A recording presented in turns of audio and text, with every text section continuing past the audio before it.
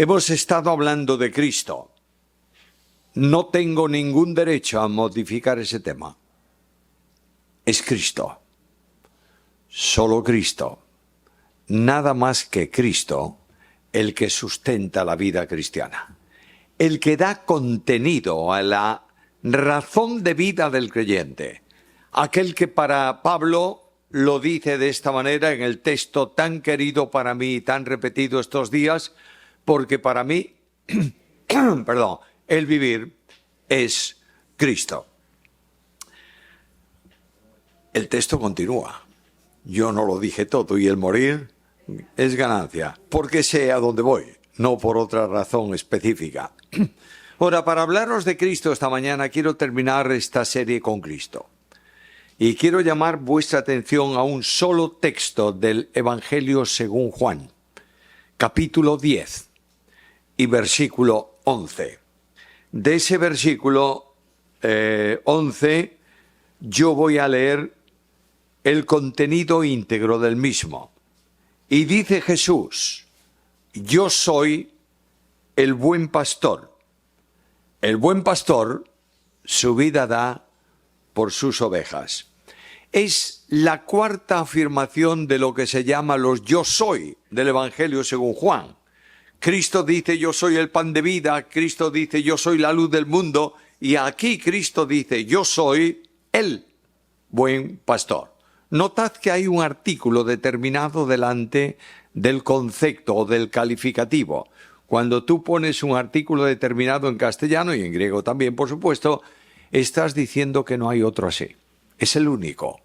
No es lo mismo decir un perro, puede ser cualquiera, que el perro, me refiero solamente a uno. Aquí Cristo dice, yo soy el buen pastor. El capítulo es conocido como el capítulo del buen pastor. Y la ilustración de Cristo era muy conocida en los tiempos de Jesús. Las gentes estaban muy acostumbradas a ver los pastores con sus rebaños, especialmente en tiempos anteriores a la Pascua o próximos a la Pascua. A veces pensamos que Israel es Miami, que hace calor todo el año, pero quiero deciros que no es así. Y que hay momentos del año en Israel que hace muchísimo frío. De ahí que sea muy difícil pensar que el día que la cristiandad eligió como fecha recordatoria del nacimiento fuese en diciembre y el 25. Porque ahí los campos en el entorno de Belén están helados y no se puede dormir en el campo con las ovejas. Pero no importa, eso es una fecha en la que nosotros recordamos como cristianos el nacimiento del Señor. El buen pastor era conocido por aquellos y es también una figura del arte en el tiempo actual. ¿Quién no ha visto cuadros de grandes pintores con el buen pastor? Pero para entender el concepto de Cristo tenemos que ver tres cosas. Primeramente, ¿quién es el pastor? En segundo lugar, ¿cuál es el cuidado que el pastor tiene? Perdonadme. No, estoy bien sin agua. Esto es de el ambiente de Miami, que todavía no estoy en sintonía y menos mal que no me pongo a estornudar, pero esto es así, no hay problema ninguno. Espero poder desarrollar el tema sin problema. De vez en cuando le diré a la garganta, ponte en orden. Esto, en primer lugar, el pastor. Quiero hablaros de eso. En segundo lugar, el cuidado del pastor. Y finalmente, la esperanza junto al pastor. Primeramente, el pastor. El texto es claro. Yo soy el buen pastor. Cuando él dice soy el buen, está hablando de un pastor divino. Alguien vino a Cristo y le dijo, maestro, bueno. ¿Qué le respondió Jesús? ¿Por qué me llamas bueno? Bueno solamente hay uno y ese es Dios. Por tanto, si él dice yo soy el buen pastor y el calificativo corresponde a Dios, Cristo y Dios no lo dijo, sería un conflicto tremendo en su entorno. Pero indudablemente Cristo dice, yo soy el pastor divino. Es decir, el pastor que viene del cielo, el pastor enviado por Dios, el pastor que está en la mente de Dios en la planificación de la salvación. el término bueno puede ser también traducido de otra manera, admirable. Y cuando tú lees, y yo estoy delante de lectores del Antiguo Testamento, tenéis en mente la historia de Sansón, el juez. Y ahí tenéis a Manoa, y ahí tenéis a la esposa y todas estas cosas. Cuando el ángel aparece para anunciarle que va a tener un niño, luego el marido dice al ángel, ¿cuál es tu nombre para que te honremos? ¿Y qué dice el ángel? ¿Por qué preguntas mi nombre qué es? Admirable. Es decir, solamente puede ser mencionado desde la perspectiva divina. El buen pastor es un pastor divino. Pero algo más. Mira, por favor, si tienes tu Biblia abierta en este capítulo 10, el versículo 15. Así como el Padre me conoce. Este buen pastor está vinculado a Dios Padre. El término, el verbo conocer en la Biblia no es tanto no tiene el sentido intelectual, sino vivencial. La primera vez que aparece ese texto en la Biblia está en Génesis capítulo 3, donde dice, y conoció Adán a su mujer Eva, la cual concibió y dio a luz un hijo. ¿No conocía intelectualmente Adán a Eva? Yo creo que sí. Desde el momento en que Dios creó a la mujer y la trajo a Adán, Adán no pudo dejar de conocerla. Porque el silencio del huerto terminó.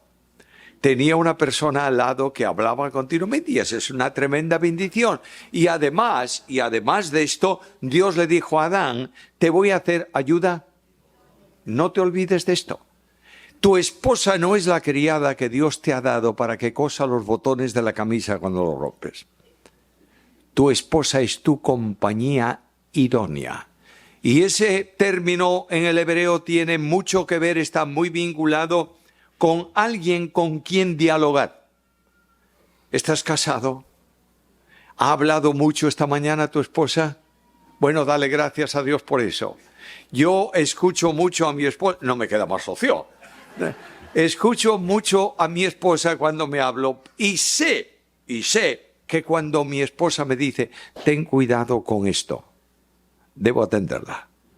Porque nosotros los hombres tenemos 5 sentidos. Las mujeres tienen 6. Y el sexto sentido de la mujer es una intuición especial. Por tanto, Dios te ha puesto ahí alguien con quien dialogar. Es más, cuando tú quieres llevar tu hogar con tu sola autoridad, eres un dictador. El consenso del hogar es entre los dos. Cuando Dios creó, y esto no nos gusta nada a los hombres, y mucho menos a los evangélicos, que creemos que la mujer debe guardar silencio absoluto y no molestar. Está ahí, pero no moleste. Quiero decirte algo importante. Dios confirió la autoridad de gobierno del mundo no solo al hombre. Habla en plural Génesis. Enseñoreaos.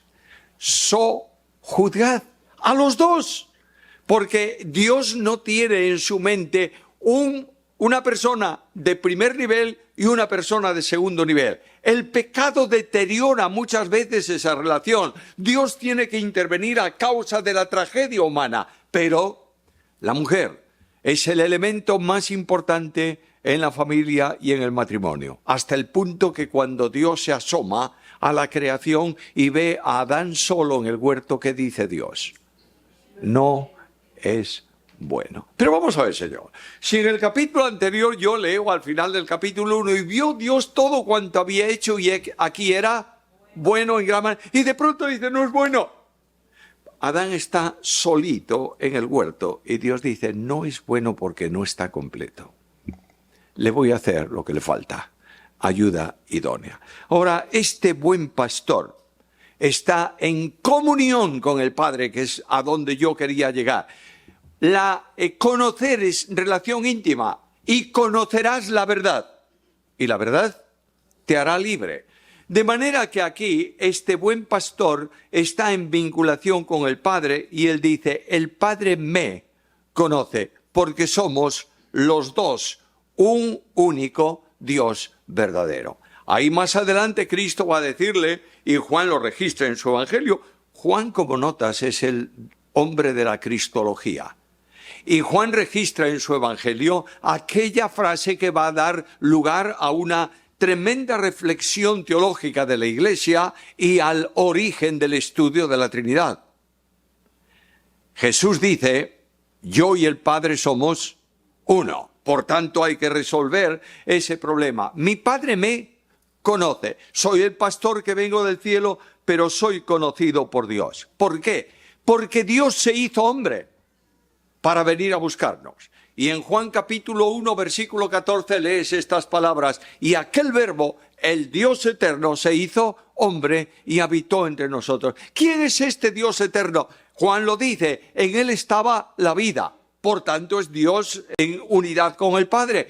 Todas las cosas por él fueron hechas. Es el creador del universo. Y de pronto el enorme misterio de la gracia. Dios se hace hombre y viene al encuentro de los hombres como el buen pastor que da su vida por las ovejas. Aquí tienes el segundo concepto. ¿Tú crees que Jesucristo es Dios? Bien, el pastor es un pastor divino, pero es un pastor lleno de gracia que da su vida.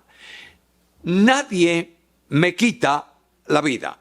A veces hablamos de que los humanistas y los liberales dicen que Cristo realmente fue un hombre que hizo mucho bien y muchas cosas muy buenas y fue un hombre ejemplar, y como tal, los hombres hacen con él lo que hicieron con la mayoría de los hombres buenos que aparecieron en la sociedad.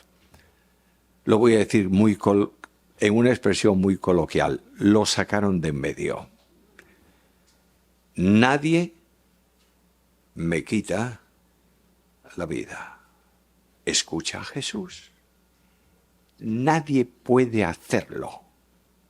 Yo la doy voluntariamente. Y esto me sorprende tremendamente. El buen pastor viene a buscar a sus ovejas, ¿sí o no? Escucha lo que dice la Biblia.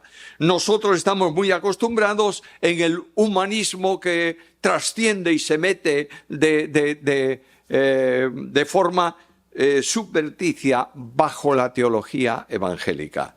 Nosotros estamos acostumbrados a decir: Dios vino a buscarme porque yo me había extraviado.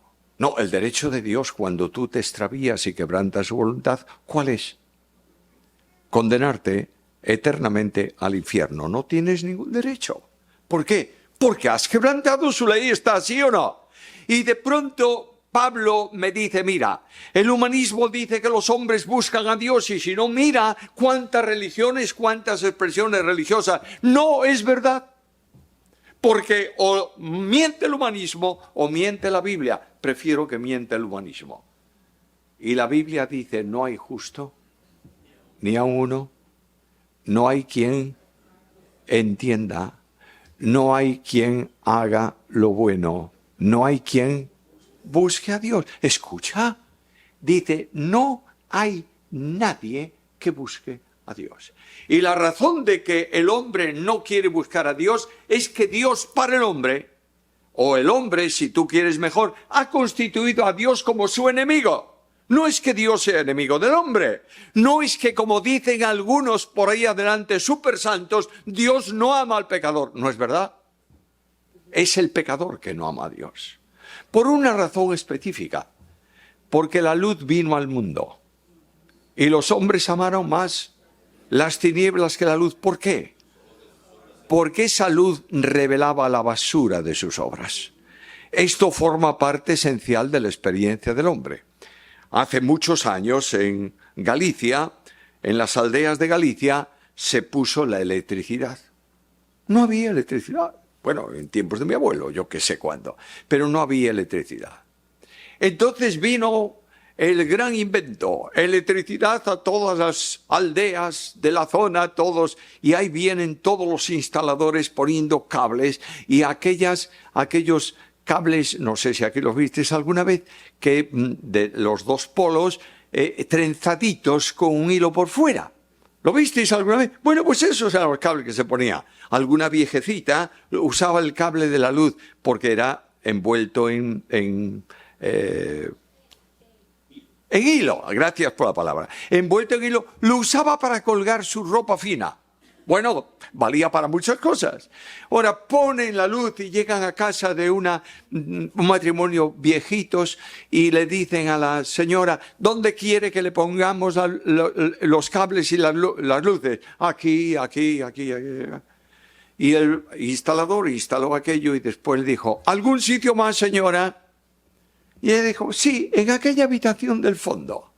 El hombre fue y puso allí, dijo, ya, se marchó. Después de unos cuantos días, cuando ya dieron la luz y empezaron a utilizar la luz, volvieron los técnicos para revisar si había algún problema. Y llegaron a la casa de la viejita. ¿Qué tal va todo, señora? Muy bien, fantástico, qué bueno. ¿Está contenta con las luces? Y ella dijo, mire, le voy a pedir un favor. ¿Me puede retirar la luz de la habitación del fondo? Y el instalador dijo, hombre, no le dijo nada, pero dijo él para sí, parece mentira.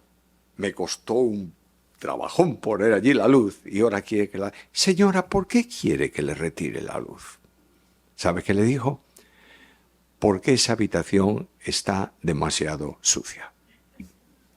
Naturalmente, mientras la luz no brilló, la habitación era una habitación que estaba ignorada ahí. Y de pronto se hace luz y esto está muy sucio y yo no puedo limpiar todo esto. Lo mejor es que saque la luz. Así ocurre con Cristo. Cristo viene al mundo, brilla y los hombres dicen, no podemos aguantar esta luz. Y un día esos hombres tomaron la luz del mundo, lo pusieron en una cruz y dijeron, apaguemos la luz. Ya no hay luz. Pero Dios iba a hacer un milagro portentoso.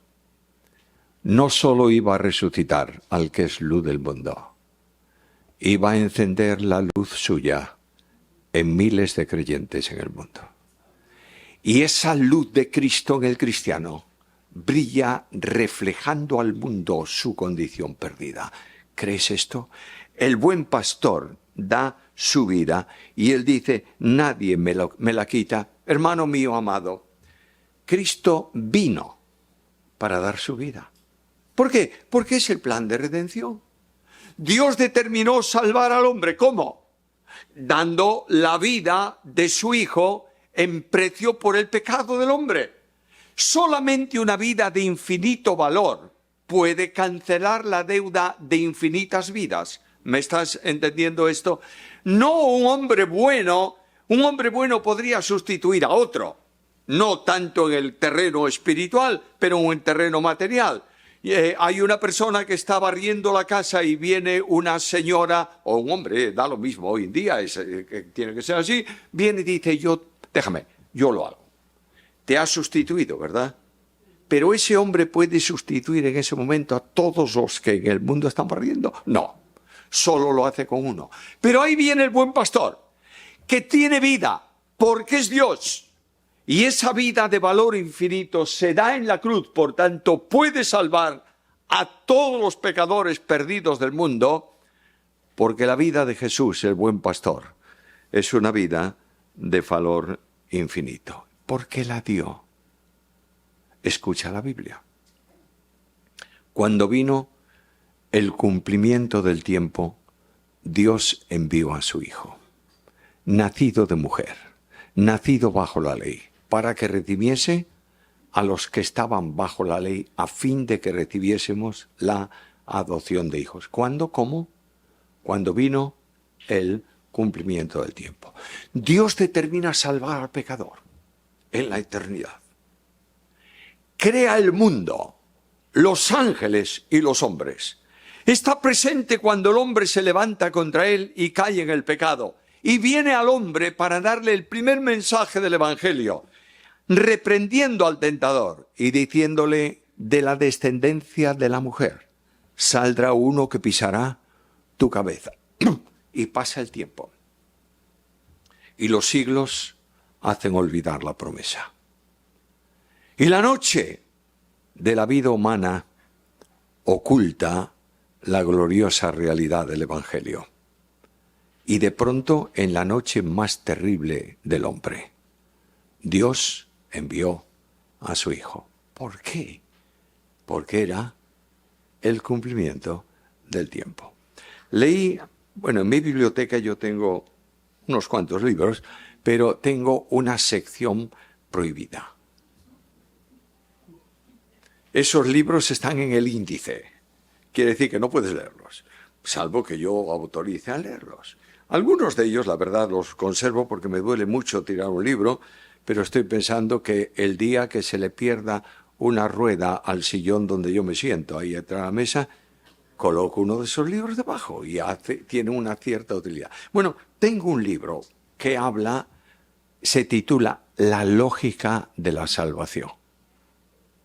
Y una de las cosas que dice ese artista, más o menos es esta. Como era el mejor tiempo, Dios envió a su Hijo. ¡Qué barbaridad! No vino porque era el mejor tiempo. Y ahí argumenta carreteras del Imperio Romano que podía ir de un lado a otro para predicar el Evangelio, un idioma común y mil cosas por el estilo. No. No vino porque era el mejor tiempo. Era el mejor tiempo porque vino. ¿Me está siguiendo? Y Dios hizo la maravilla de utilizar todos los recursos de este mundo porque su Hijo tenía que venir en ese tiempo. ¡Oh, qué bendición tan grande! El Dios que salva es el Dios soberano. Salva por soberanía, no por simple clemencia. Dios determinó salvar y lo va a hacer. ¿Entiendes esto? Y envía a su Hijo y Él viene para dar su vida. La entrega del pastor expresa algo. Mira el versículo 17. Por eso me ama el Padre, porque yo pongo mi vida. Es decir, yo estoy expresando el amor del Padre, ¿en qué? En que pongo mi vida. Antes mencionaba que el hombre no busca a Dios. Permíteme repetirlo de nuevo porque tiene que estar claro. No hay quien busque a Dios. Y porque nosotros no buscamos a Dios, es Dios que viene a buscarnos a nosotros. Escucha Lucas 19:10. El Hijo del Hombre vino para buscar y salvar lo que se había perdido. ¿Tienes tu Biblia ahí? ¿Quieres mover un poquito las páginas para leer un texto conmigo? Romanos capítulo 5 y versículo 8. Mas Dios muestra su amor con nosotros. ¿En qué? En que siendo aún pecadores, Cristo murió por nosotros. Dos cosas quiero recordarte en ese versículo. Primera cosa, Dios ama al pecador. Déjame decirlo de nuevo. Dios ama al pecador. Algunos por ahí te van a decir que el Dios de la gloria está airado permanentemente contra el pecador y no lo ama. No es verdad. ¿Por qué? Dios encarece su amor para con nosotros, en que siendo aún, es decir, cuando éramos pecadores, no hay evidencia más grande de que Dios ama al pecador. Y dice la segunda advertencia, o el segundo énfasis en ese texto es este. Siendo aún pecadores, Cristo, mira qué dimensión. ¿Me permites traducir el versículo de otra forma? Voy a inventar mi versión hoy, pero me ajusto tremendamente al griego. Mas Dios manifiesta, expresa su amor para con nosotros, en que mientras nosotros estábamos pecando, Cristo estaba muriendo por nosotros. ¿Entiendes esto? Esa es la gran dimensión del versículo. Cristo viene para morir por los pecadores y es la dimensión impresionante del Verbo de Dios encarnado. Se le llama Emmanuel, que significa Dios con nosotros, y es la expresión suprema de la gracia de Dios. Oye un texto de la Biblia. Porque ya conocéis la gracia de nuestro Señor Jesucristo, que por amor de vosotros se hizo pobre, siendo rico, para que vosotros con su pobreza fueseis enriquecidos. ¿Has pensado en el versículo alguna vez? A ver, maestros de teología presentes, investigadores bíblicos, analistas de la Escritura, ¿no os llama la atención el versículo? El cual, siendo rico, se hizo. ¿Qué es eso? Es decir, ¿Cristo es Dios o no es Dios? Sí. ¿Y Cristo es el unigénito del Padre o no? Sí. ¿Y Cristo tiene todo? ¿Dónde está la pobreza? Si tiene todo, ¿dónde está la pobreza? Cuando tú analizas la pobreza en relación con Dios, tienes que observarla o entenderla desde la dimensión de que Dios se hace pobre cuando no tiene nada más ni puede dar más. Pero bueno, si Dios es infinito, y Dios puede dar todo y más todavía, no. Hay un límite en Dios que no puede sobrepasar. El Padre ha dado a su Hijo, ¿qué más tiene? Nada más. Y el Hijo da su vida, ¿qué más tiene? Nada más. Dios dio todo para que tú que no tienes nada puedas tener todo. Y aquí está el buen pastor. Yo soy el buen pastor. ¿Algo más? El buen pastor viene para salvar. Ahora mira el versículo 11. Dice el texto, yo soy el buen pastor su vida da por las ovejas. Jesús reitera la afirmación, versículo 14, yo soy el buen pastor, ¿y qué más? Conozco mis ovejas. Luego las ovejas del rebaño del pastor son conocidas por el pastor. No conoce a las extrañas, conoce a las suyas. De manera que Dios conoce íntimamente ¿a quién? Al que cree. ¿Cómo se entiende la vida eterna? Juan 17, 3. Esta es la vida eterna, que te conozcan a ti, el único Dios verdadero, y a Jesucristo, a quien tú has enviado. De nuevo, el término, el verbo conocer, intimidad con Dios. Cuando tú vienes a la intimidad con Cristo porque has creído en Él, creer en Él no es aceptar toda la teología de la Iglesia. Creer en Él no es conocer la Biblia de punta a punta. Creer en Él es algo tan simple y sencillo como decirle a Dios, aquí estoy, soy tuyo, perdóname y sálvame. Creo en tu promesa y tú has dicho, el que cree tiene vida eterna. Aquí estoy yo, Señor, para que me des vida eterna. Cuando una persona entra en contacto con Jesús, tiene vida eterna. Porque la vida está en el Hijo. ¿Entiendes esto? Mi querido hermano, mi querida hermana, yo soy la quinta generación de evangélicos. En España eso es excuso decirte. Mi tatarabuela materna fue la primera convertida. Luego, mi bisabuelo, mi abuelo, mis padres, y después yo. Como yo nací quinta generación de evangélicos, Dios ya me conoce. ¿Qué va, hombre, qué va?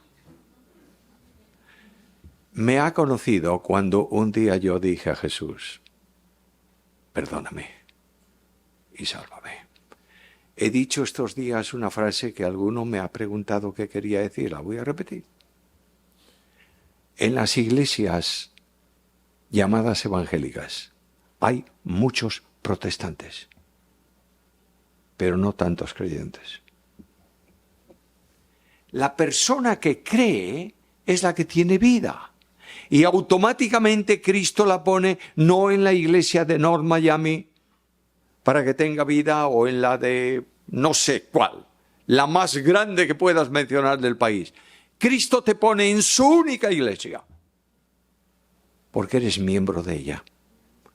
Y nadie las arrebatará de mi mano. Cuidado y vinculación. El apóstol Pablo hace mucha fuerza en esto. Escucha lo que dice en Gálatas capítulo 4, versículo 9. Mas ahora, conociendo a Dios, o más bien siendo conocidos por Dios.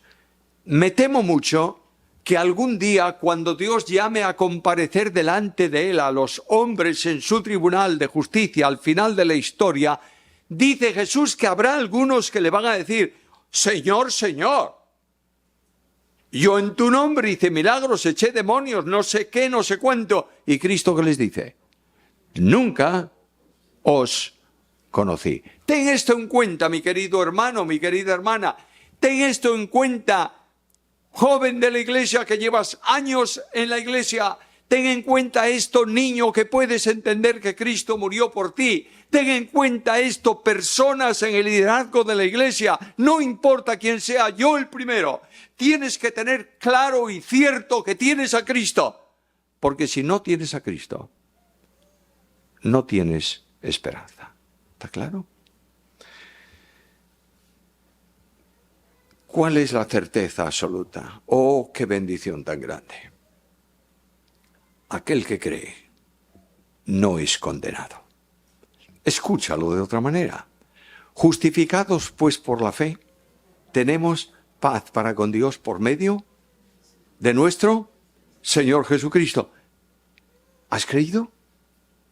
Tienes justificación delante de Dios. Dios no te va a llamar justo, te va a justificar. Y por tanto te trata como si fueses justo, ¿está claro? Ahora bien, ¿quieres otra cosa más? Ahí tienes una seguridad. La seguridad de salvación la expresa Cristo así: mis ovejas, a las que yo conozco y me siguen, les doy vida eterna. Están en mi mano y no perecerán jamás. Ni nadie las puede arrebatar de la mano de mi Padre. Oh, no permitas que el tentador lleve a tu vida la inquietud de la pérdida de salvación. Y que te diga susurrando al oído, ¿serás salvo o no serás salvo? No pierdes la salvación si eres salvo, pierdes el gozo de la salvación. Hay muchos que están permanentemente inquietos, infelices. Ay, pastor, hice un pecado gravísimo esta semana, habré perdido mi salvación. Escucha, el pecado grave que tú hayas cometido a lo largo de esta semana, si lo confiesas, ha sido extinguido por Cristo en la cruz o no. Y puedes decir, no hay condenación. Y puedes ir a Romanos capítulo 8, versículo 1 esta mañana, ahora mismo, y decir en el silencio de tu alma, ya no hay ninguna condenación para los que están en Cristo Jesús. ¡Qué bendición tan grande! Seguros, siempre seguros, salvos, siempre salvos. En segundo lugar, ya hablé del pastor. ¿No estás entusiasmado con este pastor? Si este pastor no te entusiasma, no te entusiasma nada en la tierra. Es el buen pastor, el pastor admirable, el pastor de la gracia. En segundo lugar, el texto me habla del cuidado del pastor. Versículo 27. Mis ovejas oyen mi voz, las conozco y me siguen, les doy vida eterna, no perecerán jamás, ni nadie las arrebatará. ¿De dónde? De mi mano. Ahora tú estudias teología propia, la doctrina de Dios. Dios se revela en forma humana, lo que técnicamente se llama antropomorfismo. Bien. Por tanto, ¿Dios tiene mano? No, como tal, pero dice que mi mano, para que tú entiendas lo que Él está haciendo. La Biblia revela en este sentido las manos de Dios. La mano izquierda es la mano de la sustentación. La mano derecha es la mano de la protección. ¿Leíste últimamente el Cantar de los Cantares? ¡Claro! Eso no se puede leer. Bueno, lee el Cantar Te vendrá bien, marido, lee el Cantar de los Cantares. Vas a hacer más feliz a tu esposa. Ahora, ahí en el Cantar de los Cantares yo leo lo siguiente. Su mano, su izquierda esté debajo de mí y su derecha me abrace. Ahí tienes el simbolismo. La mano izquierda para apoyarse, la mano derecha para protegerte. Dios dice aquí, las ovejas que son mías las pongo ¿dónde? En mi mano. ¿Has visto la mano de Jesús alguna vez? Es la mano omnipotente del Creador. La mano que el Salmo dice que movió sus dedos y puso los astros en sus órbitas. Es la mano poderosa. Nadie puede tocarte a ti si estás en las manos de Jesús. Pero hay algo más. Es una mano que te permite ver inmediatamente una huella. ¿Sabes de qué? Del clavo de la cruz. Y en esa mano tú puedes ver que no solamente hay protección, hay amor continuado. Puede ser que un día todos dejen de amarte. Bueno, sería una barbaridad, pero imagínatelo. Es probable que tú pases por donde antes había amigos tuyos y te vuelvan la espalda. Es posible cualquier cosa, pero lo que tengo cierto es que Cristo te ama absoluta, total, permanentemente. Es el Dios que impresiona por su amor, me sostiene en su mano. Las ovejas antes perdidas están ahora en la mano del Señor. Y estas ovejas dice que le siguen, ¿sí o no? Bueno, quiere decir que andan por el camino. Y el camino por donde andan las ovejas del pastor es luminoso. ¿Sabes por qué? Porque yo soy la luz del mundo. Yo veo muchos creyentes muy desorientados hoy. ¿Qué voy a hacer? Es que no sé a dónde ir, es que no tengo luz. ¿Sabes por qué? Porque no estás caminando cerca de Jesús. Y es la luz de Cristo la que incide en el camino de la vida y despeja las incógnitas y te permite ver el lugar por donde tú debes andar. Es más, si en un momento cualquiera no distingues demasiado el camino a lo largo, lo puedes ver en la inmediatez, porque Pedro dice que ha dejado huellas para que sigamos sus pisadas. Hablar de nieve en Miami es una locura. Yo creo que es el mejor lugar de la tierra para hablar del infierno. Al menos un gallego se derrite aquí. Bien. Pero los que vivimos en Galicia, sabemos que en el interior de Galicia, que es un país muy montañoso, montañas altas, ¿sabes lo que pasa en invierno? Nieva. Nieva. Y nieva. Cuando tú estás en una aldeíta de estas, llegas, por ejemplo, de noche y no nieva, pues muy lindo. Cielo despejado, aire fresquito, frío, en fin, todo esto, y te acuestas. Y por la mañana te levantas y ¿sabes qué pasó durante la noche? Nevó. Nevó poco, ¿no? Nevó mucho. ¿Sabes lo que desaparece? Todo. Los bordes de los muros que separan las fincas no están. ¿Sabes qué hay? Porque hay una ondulación de nieve ahí. Y una de las cosas que desapareció, ¿sabes lo que es? El camino. Está tapado. Ahora tú dices, no, yo sé dónde está el camino, te pones a correr por ahí y de pronto te desvías un poco del lugar donde tú creías que estaba el camino y pisas el borde de un muro y te entierras hasta la cintura en la nieve. ¿Tú sabes cómo puedes andar bien cuando nieva por un camino? Cuando descubres las pisadas de otro que fue delante de ti. Pones tus pies cerca de esas pisadas y hay solidez. Cristo marcó pisadas para que tú las sigas. No las vas a ver si no conoces el camino, que es Cristo mismo. Y Cristo ha dejado sus huellas en la Escritura para que tú leas la Biblia y camines por donde Él caminó. La senda puede ser muy empinada, muy difícil, puede haber lágrimas en la senda, pero Cristo dice, yo estoy con vosotros todos los días hasta el fin del mundo. El camino del pastor es una senda enormemente agradable. Estamos en su mano. Ahora yo sé, cada vez que yo predico en mi iglesia, bueno, mi iglesia, quiero decir, la iglesia donde me congrego, ¿entendéis? Esto, cada vez que yo veo la congregación ahí llenando el local, siento un tremendo respeto. Porque sé que hay muchos que han llorado mucho durante la semana.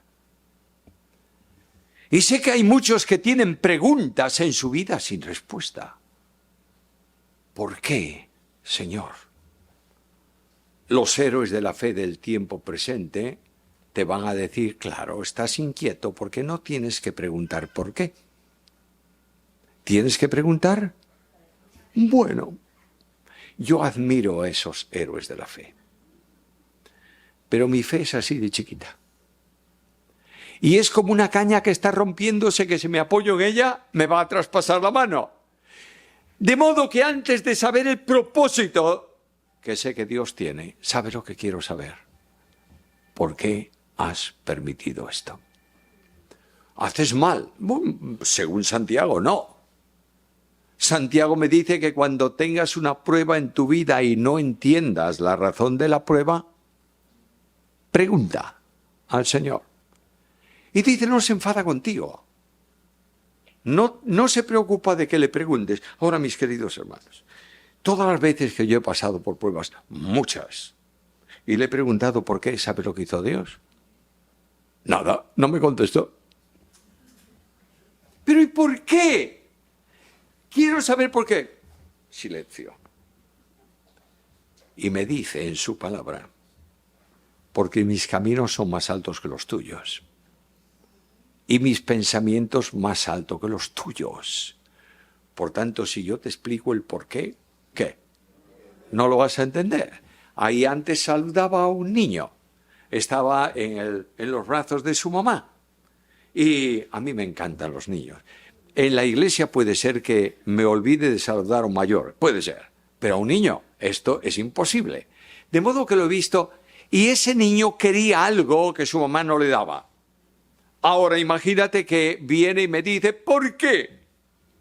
Yo le digo, mira, porque si haces esto te va a pasar esto y se va a producir esto. ¿Qué me cuenta este? Lo que yo quiero es eso. ¿No es esto? Dios tiene un pensamiento mucho más alto que el tuyo, pero el buen pastor cuida de sus ovejas. ¿Cuándo? Siempre. Escucha la Biblia. Porque no tenemos un sumo sacerdote que no puede compadecerse de nuestras debilidades, sino uno que fue tentado en todo según nuestra semejanza, pero sin pecado. Cristo pasó por tu experiencia. Por tanto, no solamente sabe lo que te pasa, ha sentido lo que tú sientes hoy. Y todas las pruebas las pasas en las manos del pastor. Te ha colocado ahí y Él te sustenta. Hubieras caído 1000 veces y hubieses extinguido tu miserable vida personal si no estás en la mano del pastor. Y de pronto el Padre dice, no solo la mano de sustentación, la mano de protección. Y el Padre pone su mano sobre la del Hijo. Y el buen pastor dice, nadie las arrebatará de la mano de mi Padre. Yo y el Padre somos. ¿Entiendes ahora esto? Y este Padre del cielo que te conoce muy bien, sabe que a veces necesitas una prueba en tu vida para consolidar tu fe. Y abre un poquito sus dedos y entra el torrente de la prueba en tu vida y las lágrimas comienzan a llenar tus labios, tus ojos y la angustia hace que exhales suspiros y el alma se conmociona y tú te sientes arruinado y perdido. No te olvides que estás en el mismo sitio, en la mano sustentadora de Jesús y en la mano protectora del Padre. ¿Has sufrido? ¿Estás sufriendo? ¿Has llorado esta semana? ¿Tienes una pregunta que dices, Señor, ¿por qué? Escucha, por favor, la Biblia. Salmo 91, 15. Con Él estaré yo en la angustia. No está lejos, está contigo. Y este pastor está recogiendo ahora tus lágrimas en su redoma, porque te ama entrañablemente y dice que cuando venga la prueba o la tentación, como él mismo padeció siendo probado, es poderoso para socorrer a los que son probados. Y dice, fiel es Dios, que no os dejará ser probado más de lo que podáis resistir, sino que junto con la prueba os dará también la salida. Viene la prueba y Él ya abrió la puerta de salida. ¡Oh, qué bendición tan grande es sentir la gloriosa expectativa de este que dice, yo soy el buen pastor! El pastor restaura a la oveja extraviada. No puedo dejar de pasar por alto esto. El pastor dice que va a buscar no solo la perdida.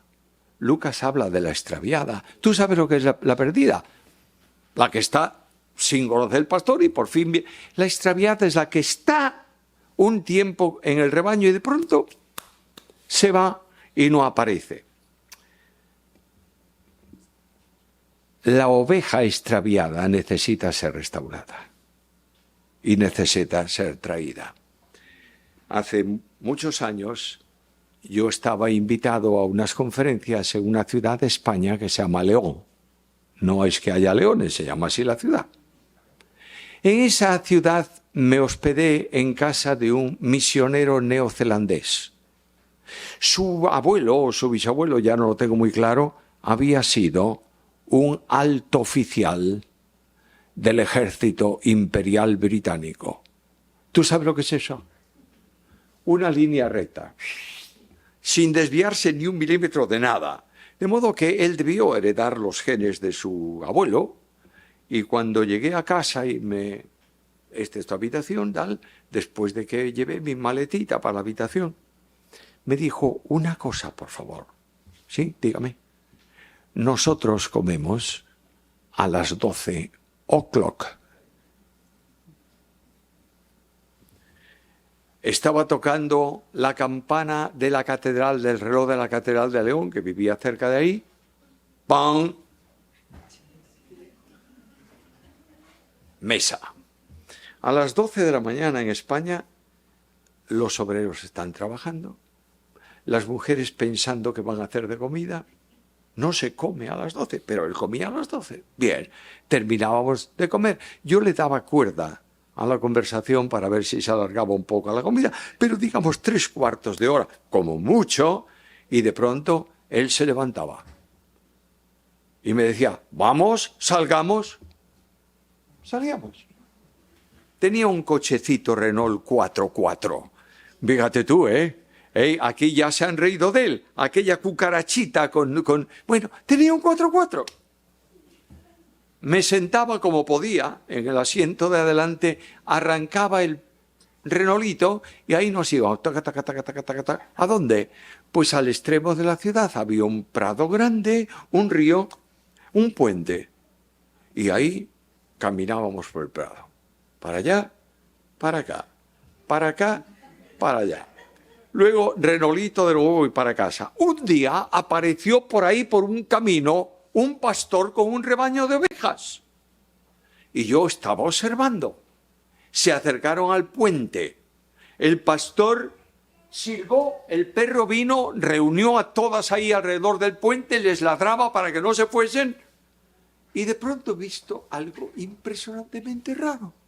El pastor entró por el medio del rebaño y agarró a una oveja por aquí, la levantó del suelo, sacó el cinturón del pantalón, le echó la hebilla a la pata de atrás, le hizo un nudo en la pata de adelante, la oveja quedó con las patas así, la puso en el suelo. El rebaño cruzó. Llegó al otro lado, ¿sabe lo que hizo? Operación inversa. Saca el cinto, lo pone en el pantalón. Yo dije, qué rara cosa, no lo vi nunca, pero bueno. Segundo día, otra vez el pastor, otra vez el rebaño, otra vez la operación. Y dije, no, yo no me quedo sin saber por qué. De modo que me fui al pastor y le pregunté, dígame, ¿por qué hace esto? Y él me vio como doctor en ovejas ante un aprendiz. Y me miró, me dijo, usted entiende mucho de ovejas. No, usted no entiende mucho de ovejas, ¿verdad? Y yo le iba a decir, de 2 patas un poquito, pero de 4 no. Y él me dijo, mire usted, esta oveja es un problema. Cuando llega al puente, no cruza el puente y se pone a correr. Y las otras detrás de ella. De modo que yo le amarro las patas, no puede correr, la pongo ahí y las otras la empujan y cruza el puente. Y yo dije, qué lección, Señor, más importante. Si yo soy el pastor, arreglo el problema, ¿sabes cómo? me como la oveja y terminó la oveja. Pero el pastor amaba a la oveja y entendía que esa oveja era una oveja extraña, pero una oveja. Así el liderazgo de la iglesia. No todas las ovejas son iguales, pero todas tienen que recibir el trato que corresponde a su necesidad. Y yo me doy cuenta que he dado muchos problemas al pastor a lo largo de mi vida, pero él me dice, estoy preparando un lugar para ti. Y yo miro en este texto y termino, ¿cuál es la esperanza que el pastor da? Versículo 28. Dice, les doy vida eterna, no perecerán jamás, ni nadie las arrebatará de mi mano. La vida eterna es el regalo del pastor.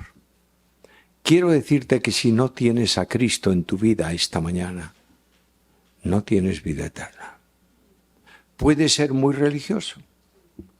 Puedes cantar mucho y con mucho fervor los himnos de Sión, como dicen los salmos. Puedes asistir a la reunión con el mejor y más elegante porte. Puedes saludar a tus hermanos teóricamente al final.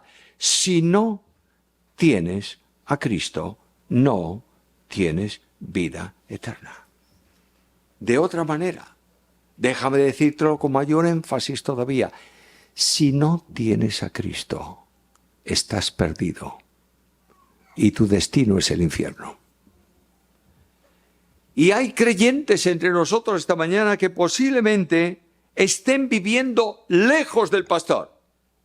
Se han cansado del camino, se han desviado del camino, se han sentado al borde. Puedes restaurar tu comunión con Dios hoy y decir a Cristo ahí donde tú estás, perdóname, Señor, quiero seguirte. Voy a concluir de esta manera diciéndoos que la esperanza del creyente no está en la religión. La esperanza del creyente es Cristo. Sin Cristo, dice el apóstol, no tienes a Dios y no tienes esperanza. Y en este momento final de esta reunión, yo quiero pedirte un momento de recogimiento personal. Quiero pedir a todos aquí esta mañana que inclinéis vuestra cabeza y cerréis los ojos. Nadie se ocupa de ti. Nadie te ve. Y en esa actitud quiero hacer un doble llamado. Primeramente quiero llamar a los creyentes que estáis lejos del pastor. Él está buscándoos esta mañana. Va a tomaros donde estáis, a poneros sobre sus hombros y a restauraros al redil. Pero tú puedes decir al pastor esta mañana, aquí estoy, pastor.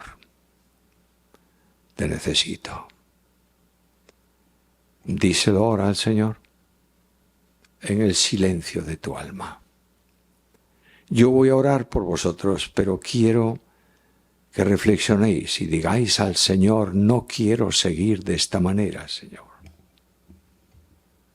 He vivido mucho tiempo lejos de ti, quiero volver sin condiciones a ti. Es una invitación para mis hermanos. Pero quiero hacer también una invitación para todos aquellos que no tengáis a Cristo en vuestra vida, que no tenéis la seguridad, para que digas ahora al Señor, en las palabras que tengas, no importa cuáles sean, le digas, Señor Jesús, te necesito, perdóname y sálvame.